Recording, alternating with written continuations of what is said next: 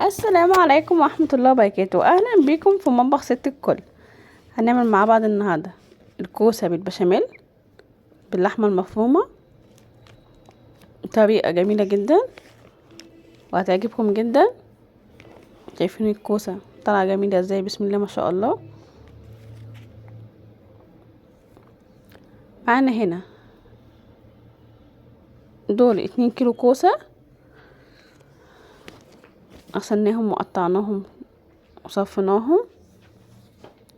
معانا هنا على النار حله فيها مكعب زبده، مكعب زبده كبير.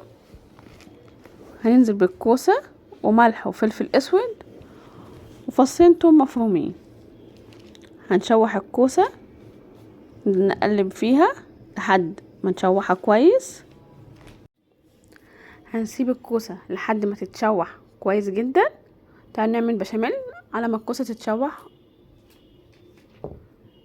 معانا هنا 2 كيلو ونص لبن، عليهم كوبايتين ميه وكيسين خلطه بشاميل، كيس مرقه خضار فوريه، و5 معالق دقيق كبار،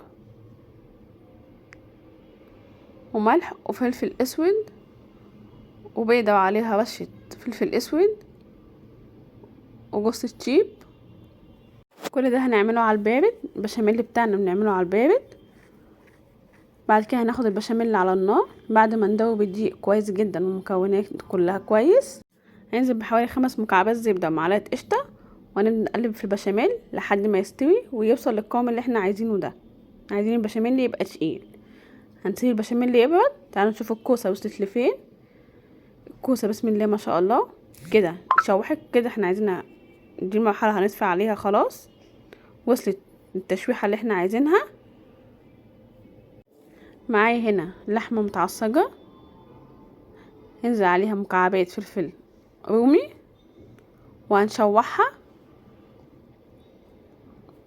بس كده. تعالوا نشوف معانا هنا الكوسه بعد ما اتشوحت. هننزل عليها باللحمه،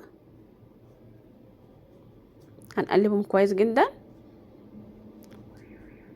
هننزل بمعلقتين كبار بشاميل، نحط بشاميل لحد ما الكوسه واللحمه يبقوا متغلفين بالبشاميل كويس جدا. معانا هنا صينيه مدهونه زبده، هنفرد فيها طبقه بشاميل كويسه. بعد كده هننزل بالكوسه وباللحمه والخليط بتاعنا، هنفرده كويس جدا في الصينيه. اهم حاجه ننضف الصينيه من اي زوايد من بره. هنفرد طبقه البشاميل كويس جدا.